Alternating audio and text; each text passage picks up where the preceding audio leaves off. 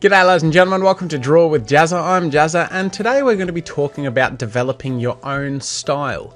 Now this is a bit of a mythical sort of question, it's a bit of a holy grail topic because style is something that we're constantly seeking to have the best thing of and yet is so readily admirable in other people. So regardless of what kind of artist you are, whether you're a visual artist, be it traditional or digital, or you're a musician, you might be a voice actor, you might be a dancer, but it's very easy to, off the top of your head, name a dozen or so people that you admire their style, their work, the way that they do things. And yet at the same time, often when we look at our own style, we don't see style, we just see our stuff, and often it feels lacking.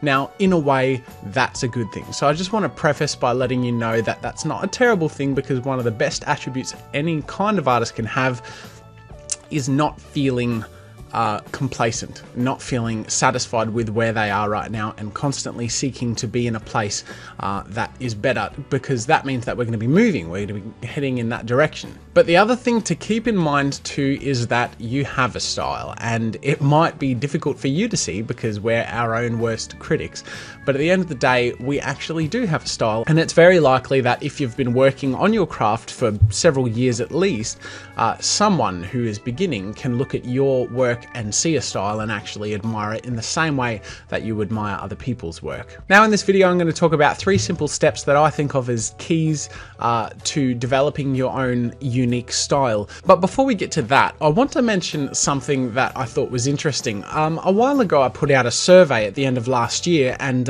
as part of that survey I was asking questions about what I could improve on and what you guys liked, and one of the questions was just an open text box where people can submit their feedback, and it was all anonymous, so I have no idea who wrote this, but someone said that they don't like my style and that they recommend I do a different style, that I change my style to something else, something like more realistic. Now there are 2 ways to see this. First of all, I understand what they're saying. We don't always love what we see. For example, my mum doesn't understand abstract or surrealist art, and I have an easier time understanding it and appreciating it than her. While it may not be my cup of tea, I get it, but she just doesn't. She thinks it's dumb. Whereas people who find that sort of thing enriching would just eat it up and just love it. So taste is a very important but variable factor in this.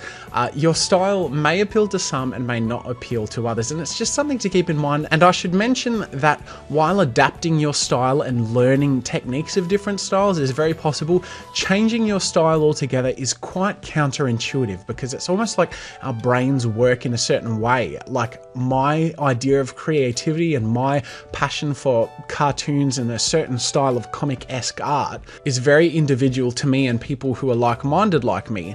And while in the same area of art, like painting, and while it's still art just as well as painting and abstract art is, they're very different mental approaches and they're very different aesthetics. So I guess really it's about playing to your strengths. It's good to learn other things from other styles and other aesthetics, things like that. But at the end of the day, we do have something that we're drawn to, and there are reasons for that. And it's about playing to your strengths. So for example, I acknowledge that my strengths lie in characters, that I am best in my own personal sphere, working on comic-ish characters, on cartoon characters, and that style of things. Not too cartoony, not too realistic, somewhere in the middle, and that's where my style sits quite comfortably. Now, I might want to stretch a bit on either side, but at the end of the day, that's where my strength lies, and if I'm going to really improve something and make something of myself, that's the key. That area is where I'm most likely to succeed, because it's where I'm mentally, aesthetically drawn, and it's also where I am technically most capable. Now, as I mentioned, I'm just going to talk about 3 key points in developing your own style, and these are just 3 little things to keep in mind as you go forward and keep doing and creating on your journey to creating your own identity and your own style. And the first is that very thing. It's creating, it's doing.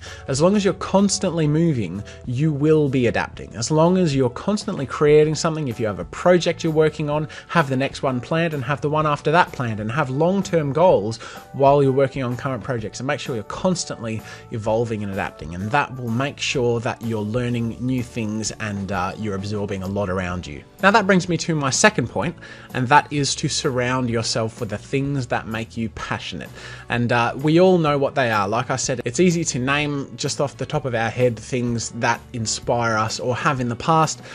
So make sure to continually explore, look at the artists you admire, make sure you're up to date with what they're doing, and also look for new artists, because you never know what might click.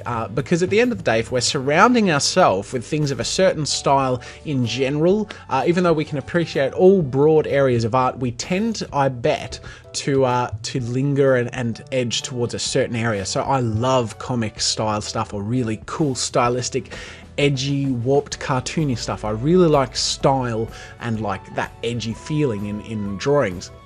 And whenever I see that done really well through silhouette and anatomy and things like that, I just hunger after it, and it's amazing, and it inspires me to create. And at the same time, I feel the need to replicate something just as cool, and often it's through copying similar techniques and things like that. So by surrounding ourselves with other art that is really admirable and of a style that we're aesthetically kind of compatible with, we end up improving that area and creating something of a hybrid. We're not going to end up being exactly like that artist. That's actually pretty impossible, in the sense that we're surrounding ourselves with so much and we have such a different brain to what they have. So we're going to end up with something different. Embrace what you end up with, but always hunger after that holy grail of those people you admire. And the very last and third thing I want to talk about is just refining techniques. And that comes through both of these two earlier things, through just constantly doing, and the second, which was surrounding yourself with art. The third is a little more technical. It's just making sure now and then that you're covering your bases. So in my position, with a bit of a specialty in characters and humans and that sort of thing, I tend to now and then make sure I'm on track with how I'm drawing females, which I might have difficulty with, or proportions, or things like how things look on various angles and anatomy. Really making sure that my technical understanding is at a level so that when I go to create spontaneously, it flows automatically and it's not hindered by the things that I don't know. Because if you don't naturally know things and can't convey them yourself, then when you get to the moment of spontaneous creativity, when you want to create, you can't do it because you're stuck. You've got nothing in you to convey because you don't have that knowledge. So make sure you've got all your bases covered technically, surround yourself with the art style, and just keep creating. And that is my conversation with you today about developing your own style. I hope it was interesting to you. Thank you all very much for watching this video and subscribing to my channel, and make sure to stick around for more drawing tutorials on Draw with Jazza. And until next time, ladies and gentlemen, I will see you later. Thanks for watching. Make sure to subscribe if you enjoy my videos. You can download the reference files from this tutorial by clicking the link in the description. And remember to share any art, animation, or game you make on Newgrounds.com. Until next time, see you later.